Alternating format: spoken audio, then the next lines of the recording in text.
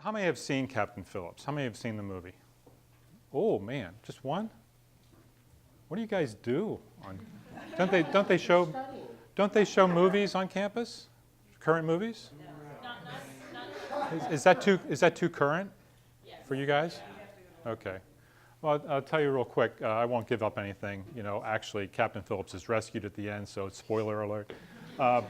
Anyway, Billy Ray said that there was an open writing contest for Captain Phillips because it was a book, and they wanted to make it into a movie, but they didn't have a screenwriter. So he looked at the book and he said, "I don't want to do this because it's a story of a white guy being saved by white guys who kill black guys, the pirates of Somalia." And he says, "I don't want to do that." And his agent said, "You know, you're crazy because you're going to make a lot of money writing this screenplay." So he thought about it for a while, and he came up with the concept that it's going to be a story about this captain against this captain.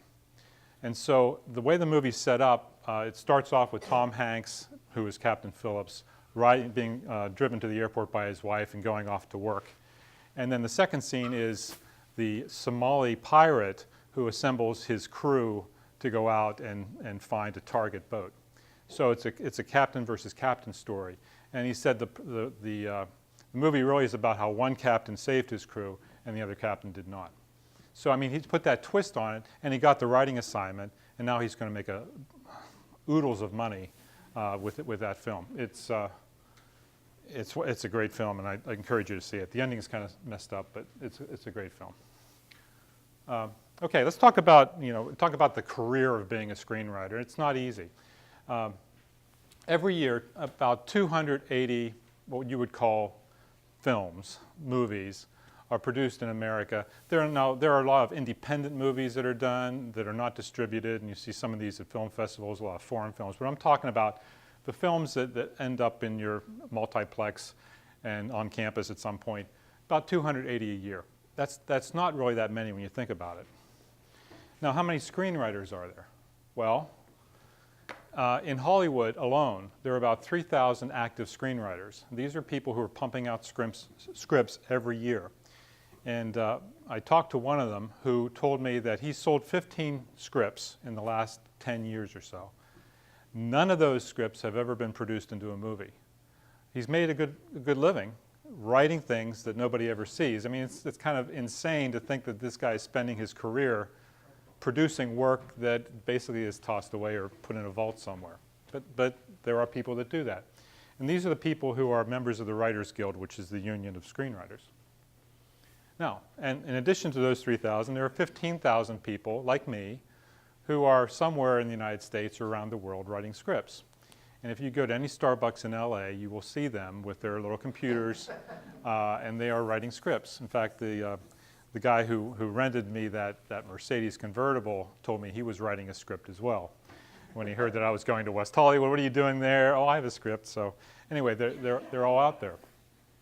Now, my chances, assuming that everything is equal, which it is not, would be about 1.5% of getting a movie made, a movie actually produced.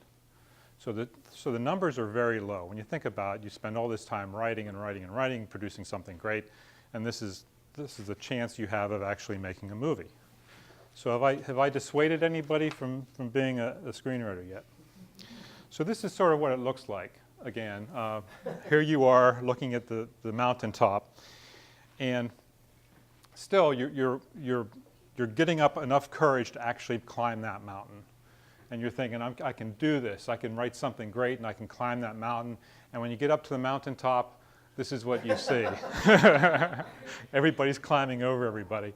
And they're climbing over dead bodies because there are people along the wayside, and you hope that's not your Sherpa that you're climbing over. Anyway, someone like me has to get noticed. And what was my career path in screenwriting? And I chose the screenplay contest path because I don't have an agent, I didn't have a manager.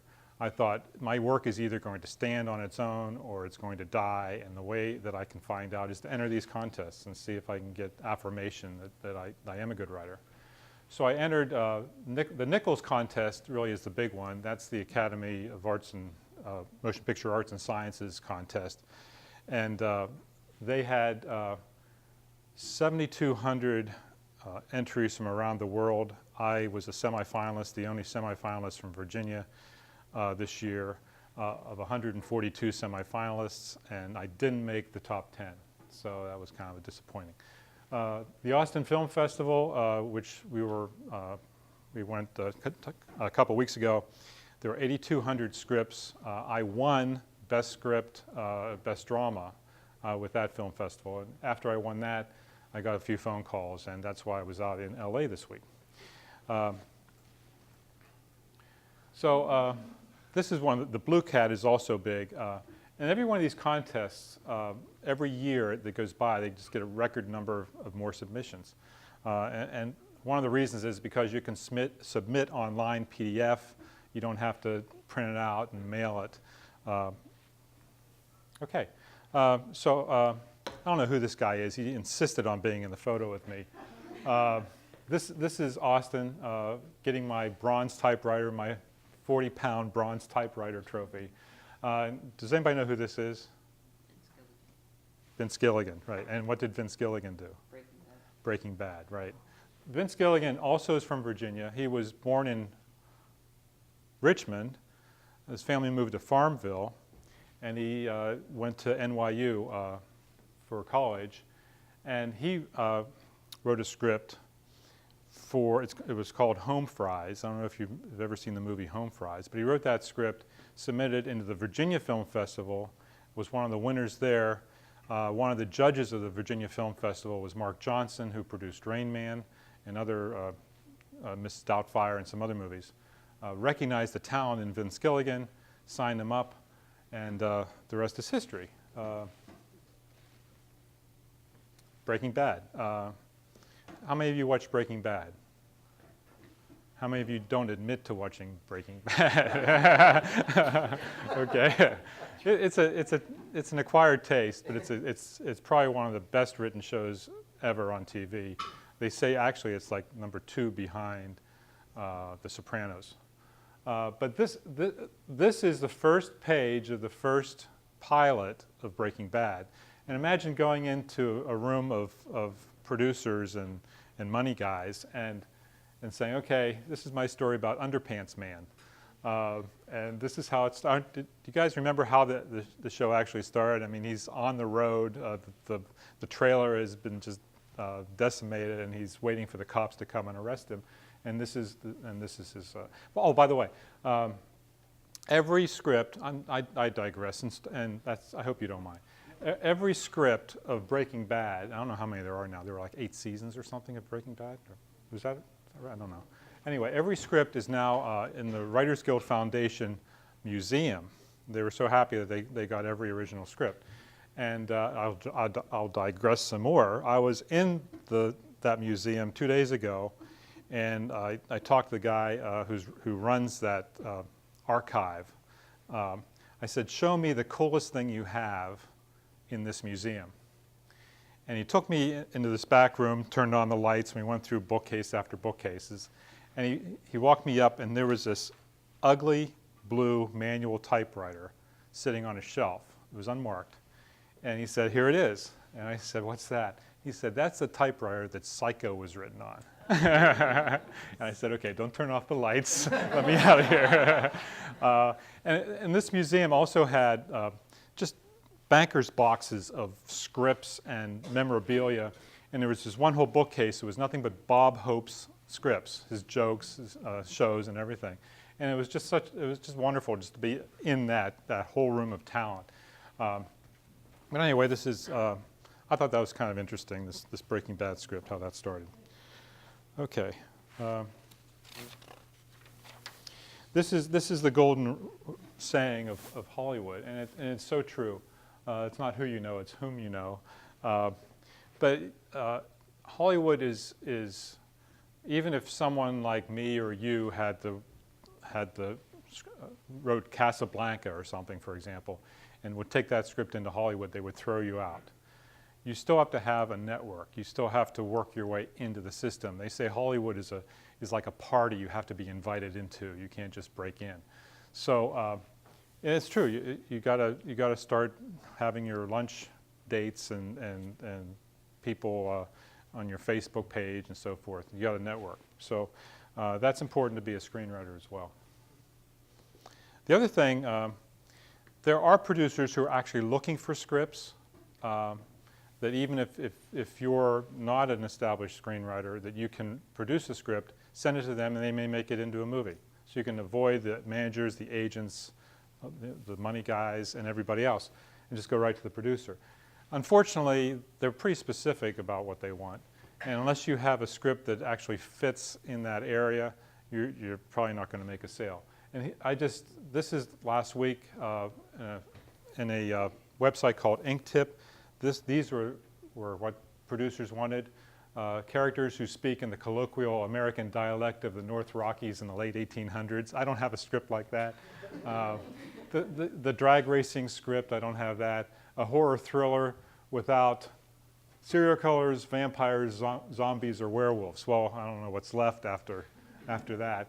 And then, but the one that I like is the Chinese characters and culture. You know why I like that one? Look at the budget. Yeah. $10 million to $100 million. That doesn't happen very often. So if you have a script that fits in there, you're gold. That's great. Is that a website called inkwriters.com? Inktip. Inktip.com. And this is true as well. All it takes to be a success in Hollywood is to sell one script. And if you have the one script, you can make a bundle. And there have been one-hit wonders in Hollywood that have just retired and they live up in the mountains. This is my script, and Dr. Plaskin talked about this a little bit. This is a story that really fell in my lap. Literally, I just got a library book and opened it up to whatever page it opened up to, and it's a paragraph about Sigmund Freud and his escape from Nazi Austria in 1938. Now, I don't know about you, but I never knew that Sigmund Freud escaped the Nazis, but apparently he did, because he's so well known about other things. But this was late in his life. He was 82 years old. And the interesting part of the story is that he was assisted by a guy who was appointed as his trustee, as his commissar. When the Nazis took over Austria, for all the famous Jews in Vienna, they appointed a trustee. And the trustee's job really was to collect the money from this famous Jewish person. So Freud was appointed a trustee who was an Austrian chemist. His name was Anton Sauerwald. And what Sauerwald did was, instead of just taking Freud's money, he hid it, and he helped Freud escape from the country. So this story really is about the chemist and not so much about Freud. As it turns out, the chemist wasn't really all that good because he condemned Freud's four sisters to the Nazi death camps. So that's the little twist at the end. So if you, sorry I gave that up because I know you were all going to go to the movie at some point anyway. But anyway, that's my story. And it's really a great story. And the script has to start with a great idea, and then you have to present it well. Now, let me tell you about some of the economics of the movie industry. You've noticed, I'm sure, the films that are out there right now are not necessarily intellectual films.